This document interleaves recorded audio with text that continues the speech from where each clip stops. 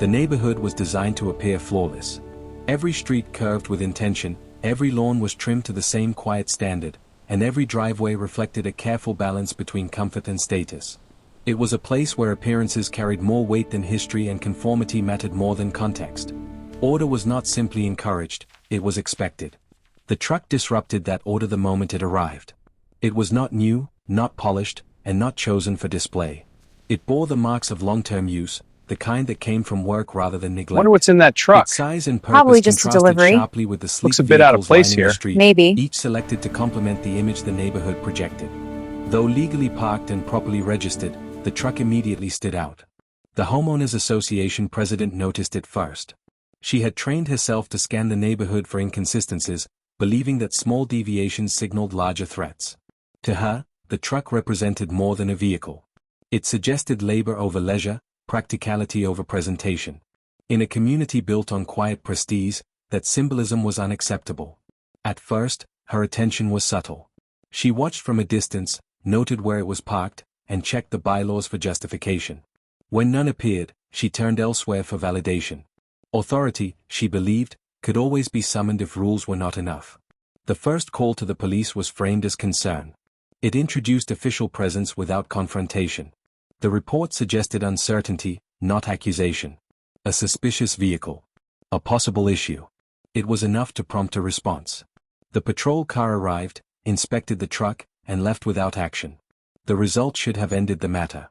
Instead, it confirmed something in the HOA president's mind: persistence could achieve what rules could not. Inside the house across from where the truck sat, the homeowner observed quietly. He noted the arrival, the duration, and the outcome. He understood immediately that this was not about safety or legality. It was about perception and control. The truck had become a test. The second call came the following week.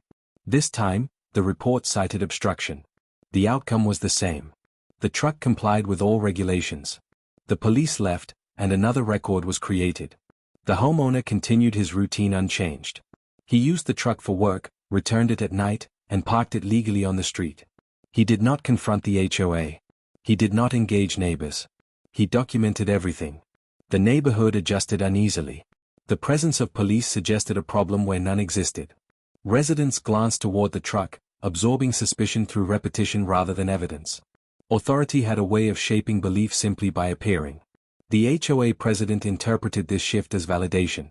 Each police visit reinforced her belief that she was acting in the neighborhood's best interest. She did not consider that repeated calls without cause created a different kind of record, one that told a story she was not controlling. What began as an attempt to remove an unwanted symbol had set something larger in motion. The truck remained stationary, but the ground beneath the situation had started to move. The hook was not the vehicle itself, but what its presence revealed. The setup was complete, though no one yet understood the consequences that routine harassment would bring. The neighborhood stood unaware at the edge of a reckoning, still believing that authority always sided with those who summoned it most often. The police visits became predictable, arriving with the same slow approach and departing with the same uneventful conclusion. Each time, the truck was inspected, the records checked, and the situation closed without action. Nothing changed, yet the calls continued. What should have been resolved through clarity instead evolved into routine harassment disguised as civic responsibility. The Homeowners Association president justified her actions internally by framing them as protection. In her view, the neighborhood's value depended on appearances remaining unchallenged. The truck, despite being legal, violated an unspoken rule about what belonged in the community. It reminded her that the neighborhood was not immune to realities she preferred to keep at a distance. That discomfort fueled her persistence. Within the HOA, authority had gradually centralized around her. Board members relied on her experience and deferred to her judgment, rarely questioning the reasoning behind her decisions. Over time, enforcement became less about rules and more about maintaining an image. The president's personal standards blended seamlessly into association policy. The homeowner experienced the situation differently. For him, the truck was not a statement but a necessity. It represented stability, livelihood, and routine. Each police visit disrupted that sense of normalcy, introducing tension where none had existed before. He felt the weight of being treated as a problem without having done anything wrong. Despite this, he chose restraint. Confrontation would have offered emotional release but little resolution. His focus remained on structure rather than reaction. He documented every incident, every report number, and every interaction. The accumulation of facts became his shield. The neighborhood's response revealed its own struggle. Some residents felt uneasy about the repeated police presence but lacked the confidence to question it. Others rationalized the situation, assuming that if officers kept coming, there must be a reason. Silence filled the gaps where understanding should have been. As weeks passed, the calls escalated in frequency and tone. The reports expanded beyond vague concern, citing imagined safety risks and unauthorized use. None were substantiated, yet each added another entry to the system. Unbeknownst to the HOA president, the police department had begun to notice. Patterns emerged in the call logs. The same address. The same complaint. The same outcome. Officers recorded the lack of violations with increasing detail, ensuring the record reflected reality rather than assumption. The underlying struggle was no longer confined to one homeowner and one association. It had become a quiet test of authority and accountability. The HOA president relied on repetition to enforce her will. The homeowner relied on patience to expose its misuse. Beneath the surface, the system itself was straining. Emergency resources were being used for non-emergencies. Law enforcement time was being diverted repeatedly for a complaint that never materialized into action. What began as nuisance calls was edging toward abuse. The neighborhood continued its routines, unaware that the conflict was shifting from perception to documentation. Each call, intended to pressure the homeowner, instead strengthened a record that would eventually reverse the balance of power. The struggle was no longer about the truck. It was about control, credibility, and the consequences of confusing personal discomfort with legitimate authority. By the time the third month began, the police visits had ceased to feel incidental. They had become part of the neighborhood's rhythm, as predictable as trash collection and lawn maintenance. Yet beneath that routine, emotional strain accumulated quietly, spreading through the lives of those involved in ways that were not immediately visible. For the homeowner, each flashing light carried a familiar weight. It was not fear of consequence but exhaustion from repetition. The constant scrutiny chipped away at the sense of belonging that the neighborhood was supposed to provide. What once felt like a place of rest had slowly transformed into a space where he was always being observed, assessed, and judged. Still, he refused to internalize the hostility. Instead, he reframed it. Each visit became further confirmation that his patience was working. The absence of violations after every inspection reinforced his resolve to let the system speak for itself. Emotional restraint, though difficult, became a form of quiet resistance. The truck remained unchanged, parked with precision and compliance. Its stillness contrasted sharply with the turbulence it provoked. Over time, it stopped being just a vehicle. It became a symbol of endurance, of standing firm without raising one's voice. Inside the HOA president's world, frustration deepened. The lack of visible results challenged her authority in ways she had not anticipated. Each failed report felt less like due diligence and more like defiance. The homeowner's silence unsettled her far more than confrontation ever could have. She began to interpret his calm as arrogance. The idea that someone could ignore her actions without consequence threatened the hierarchy she had worked years to build. Her emotional investment in the situation grew, blurring the line between governance and personal grievance. This emotional imbalance influenced her decisions. Calls became less measured, reports more emphatic. She described the truck with increasing urgency, as though intensity might compensate for the absence of evidence. What she failed to recognize was that emotion did not strengthen her position, it documented her fixation. Meanwhile, the police officers assigned to the calls developed a quiet familiarity with the situation. Their professionalism remained intact, but curiosity replaced confusion. They noted the consistency of the homeowner's behavior and the absence of any change in circumstances. The repetition made the truth easier to see. Some officers began offering subtle reassurance through procedure rather than words. Detailed notes. Time-stamped confirmations. Clear documentation of compliance. These small acts created an emotional bridge of trust between law enforcement and the homeowner, built not through conversation but through consistency. Within the neighborhood, emotional divides widened. A few residents began to question the ongoing scrutiny. They noticed the lack of escalation, the absence of fines, the unchanged presence of the truck. Doubt took root quietly, spreading through casual observation rather than debate. Others remained aligned with the HOA president, interpreting her persistence as vigilance. For them, authority was reassuring, even when it lacked evidence. The emotional comfort of order outweighed the discomfort of uncertainty. The homeowner felt these shifts without directly engaging them. He sensed the changing atmosphere, the subtle recalibration of perception. The emotional bridge he was building did not rely on persuasion. It relied on presence, patience, and the quiet power of being unproblematic. At home, the strain surfaced in smaller ways. Moments of reflection replaced moments of relaxation. Routine tasks carried an edge of anticipation. Yet he remained grounded, supported by the knowledge that documentation told a story stronger than any accusation. The HOA president, however, felt isolated in a different way. Her increasing focus on the truck narrowed her perspective. She interpreted neutrality as opposition and silence as challenge. Emotional investment hardened into resolve, pushing her toward escalation. What neither side fully grasped was that the emotional weight of the situation had begun to reshape the conflict itself. It was no longer about enforcement or compliance.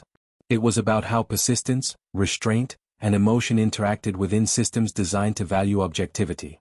The bridge forming between the homeowner and the system grew stronger with each uneventful visit. At the same time, the bridge between the HOA president and her credibility began to weaken, strained by repetition without result. The emotional groundwork was being laid for a turning point.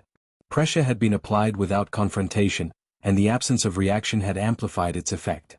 The situation was moving toward resolution, not through conflict, but through accumulation. What remained unseen was how close the balance was to tipping, and how swiftly the emotional tides would change once the record spoke louder than intent. The fourth phase of the conflict did not announce itself with a single dramatic moment. Instead, it unfolded through accumulation. What had once felt like isolated incidents now carried the unmistakable weight of a pattern. The repetition that the HOA president relied on as pressure was quietly transforming into something far more dangerous for her position: evidence. The police department's internal systems reflected this shift first. Call logs, incident reports, and officer notes now told a consistent story. The same caller. The same complaint. The same address. The same outcome. Over time, these records stopped looking like community concern and began resembling misuse of public resources. The system, built to recognize patterns, had done exactly that. For the homeowner, the tension sharpened. The visits no longer brought uncertainty but anticipation. He understood that something was changing, not in his behavior, but in how others perceived the situation. Officers arrived with familiarity, completed their checks efficiently, and documented compliance with precision. The process had become procedural rather than investigative. What truly escalated the situation was the HOA president's decision to formalize her complaints beyond phone calls.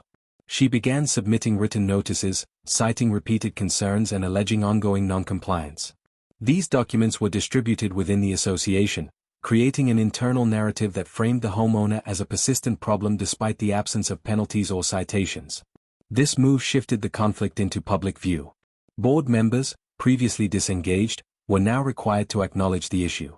They reviewed reports expecting justification, but what they found instead were records of repeated police visits with no findings. The contrast between accusation and outcome became impossible to ignore. Residents began to ask questions. Not directly at first, but through observation and quiet comparison. If the truck was truly an issue, why had nothing changed? Why were there no warnings, fines, or enforcement actions? The silence of consequence spoke louder than any report. The HOA president responded by intensifying her narrative. She framed the lack of action as failure by authorities rather than absence of wrongdoing. In doing so, she inadvertently challenged the credibility of the very system she relied upon to assert control. Meanwhile, the homeowner took a decisive but understated step. He submitted a formal inquiry to the police department regarding the frequency of calls made against his property. The request was factual, unemotional, and supported by his own meticulous records. It was not an accusation, but it invited review. That inquiry triggered an internal assessment. The department examined the history of calls, cross-referenced officer notes, and evaluated resource allocation. The conclusion was implicit rather than stated: the situation did not warrant continued response. What had been treated as potential concern now fit the criteria for nuisance reporting. This determination altered the dynamic entirely. Future calls would not receive the same immediate response. Documentation would escalate internally. The burden of justification shifted from the homeowner to the caller. Authority no longer flowed in one direction. The HOA president sensed resistance but misinterpreted its source. She believed the challenge was social, not institutional. In response, she attempted to rally support by invoking community standards and property values. Yet her efforts lacked substance, relying on repetition rather than proof. The public nature of her stance exposed its fragility. Residents who once remained silent began to distance themselves. Not out of sympathy for the homeowner, but out of discomfort with the escalation. The situation no longer felt protective, it felt excessive. Tension reached its peak during an association meeting where the issue was referenced formally. The absence of enforcement data undermined the urgency of the claims. Board members expressed concern, not about the truck, but about liability and misuse of authority. The conversation shifted from compliance to consequence. The homeowner did not attend. His presence was unnecessary. The record represented him more effectively than any explanation could.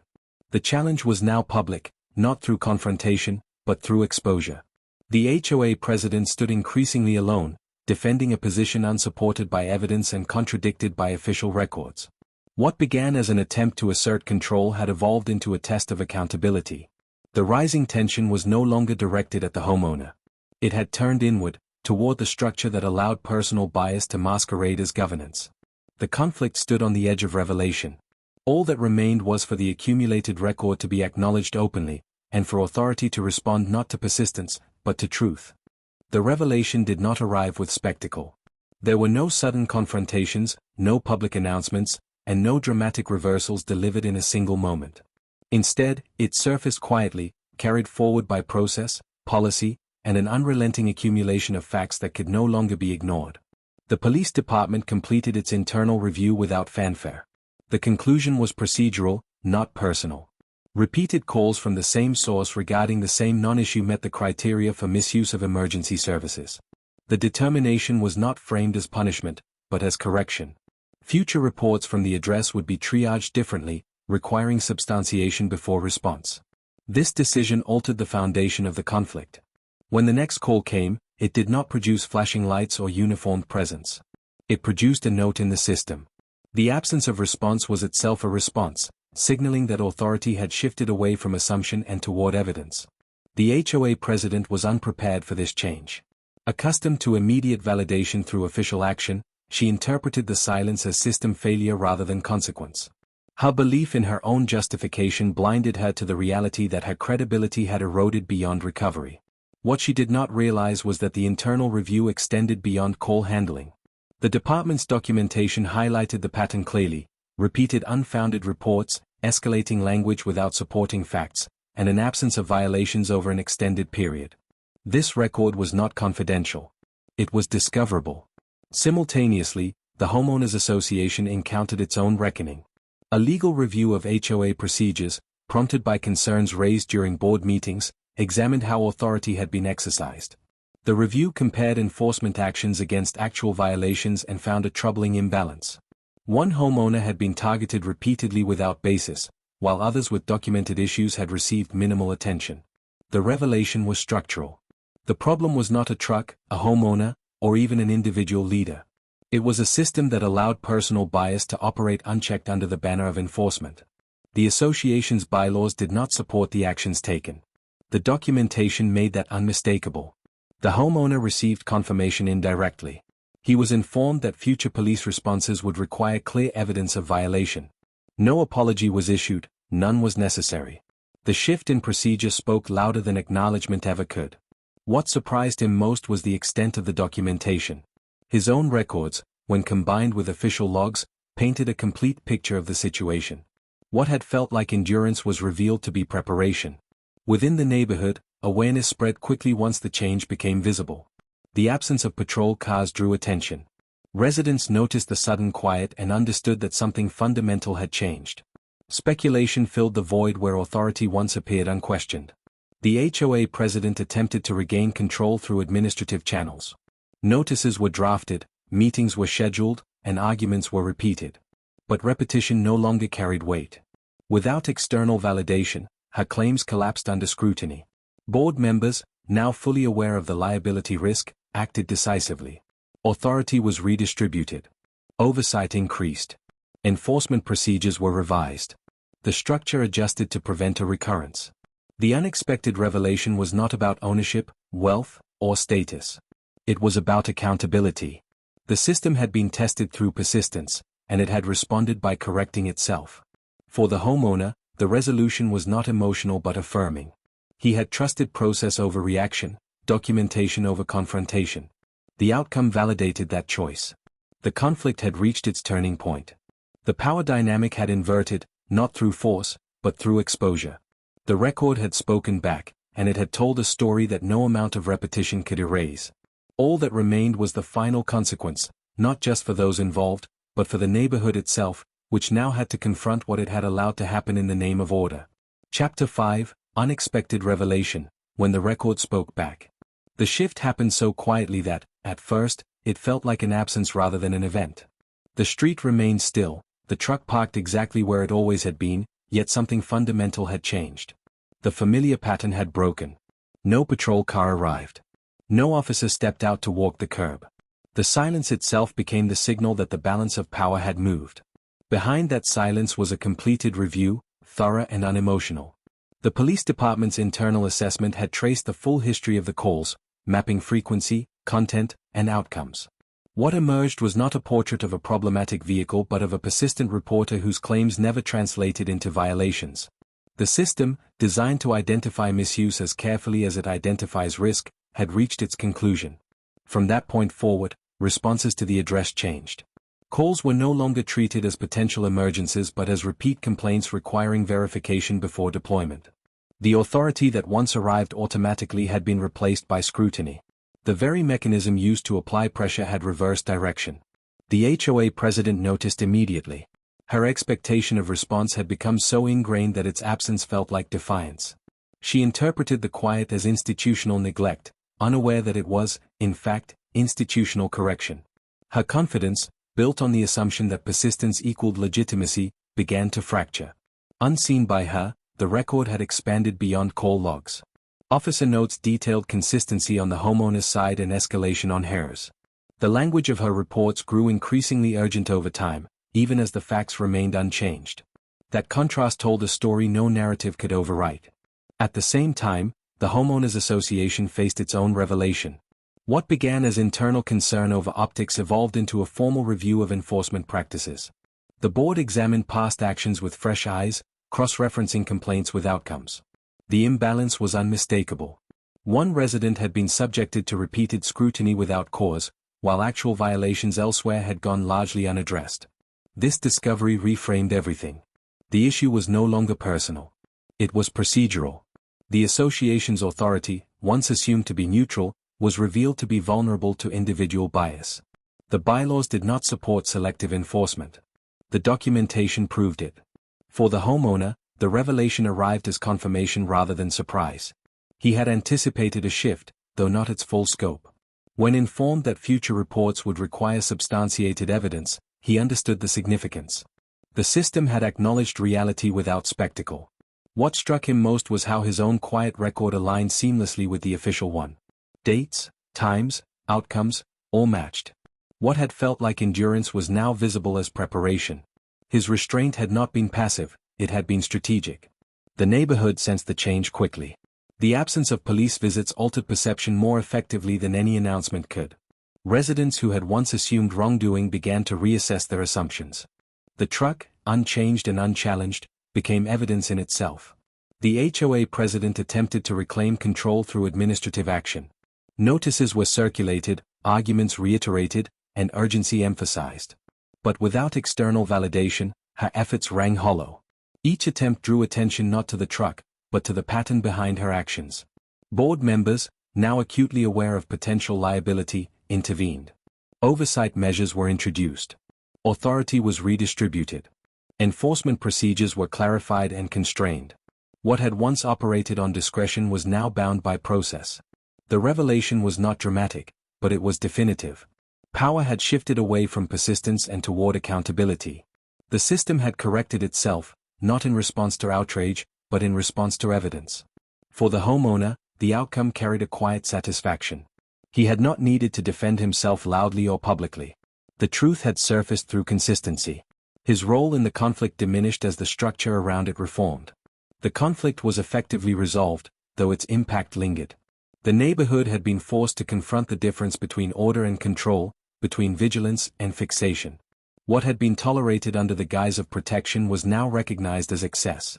The record had spoken, and its message was clear. Authority, when misused, leaves a trail.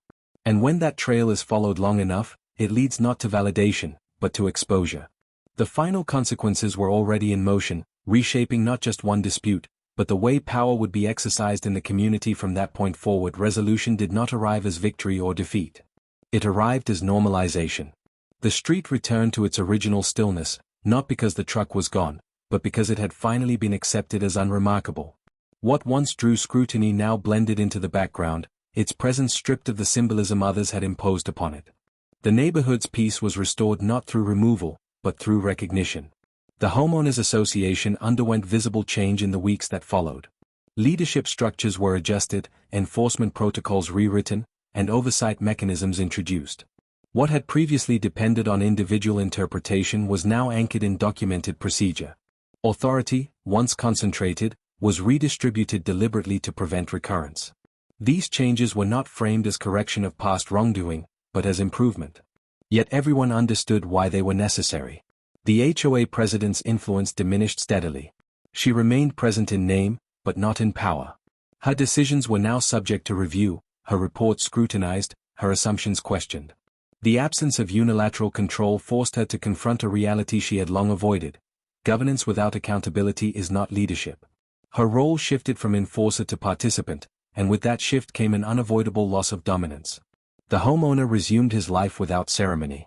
He did not celebrate the outcome, nor did he seek acknowledgement. His victory, if it could be called that, was simply the restoration of normalcy. He parked his truck, went about his work, and reclaimed the emotional space that had been eroded by constant scrutiny. The quiet that followed was not empty, it was earned. Within the neighborhood, reflection took place gradually. Some residents recognized their own complicity in allowing assumption to replace evidence.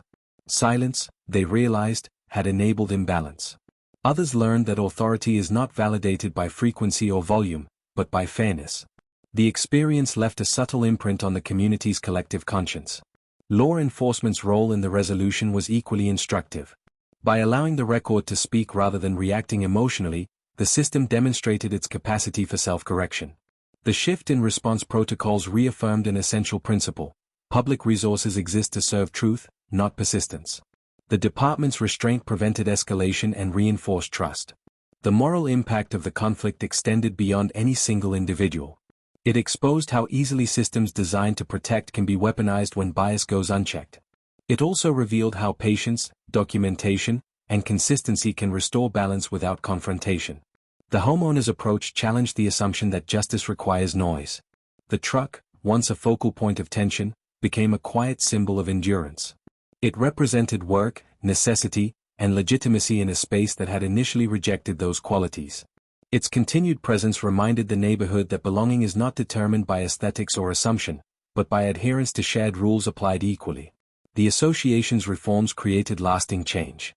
Future complaints were evaluated through standardized criteria. Patterns were monitored. No single voice could dominate enforcement without oversight. The system emerged stronger, not because it punished wrongdoing, but because it learned from exposure. For the HOA president, the experience served as a reckoning. Stripped of unchecked authority, she faced the consequences of conflating personal discomfort with communal duty. Though she never acknowledged fault openly, the structural changes ensured that her influence would never again operate without restraint. The homeowner's restraint became the story's quiet lesson. By refusing to react emotionally, he denied the conflict the fuel it required to escalate. His trust in process over impulse demonstrated that strength can exist without aggression. In doing so, he preserved not only his rights, but the integrity of the system itself. The neighborhood moved forward with a new understanding. Order, they learned, is not the absence of difference, but the fair management of it. Authority, when exercised responsibly, protects everyone. When misused, it reveals itself through its own excess. The conflict ended without spectacle, but its impact endured. The street remained unchanged, yet the community that occupied it was different. More cautious. More aware. More accountable. In the end, the story was not about a truck or a complaint. It was about the power of quiet persistence and the inevitability of truth when allowed to accumulate. The resolution affirmed a simple principle with lasting weight: Systems reveal their integrity not in how loudly they act, but in how fairly they correct themselves. And in that quiet correction, justice found its place, not as an event, but as a restored balance that required no announcement to be understood.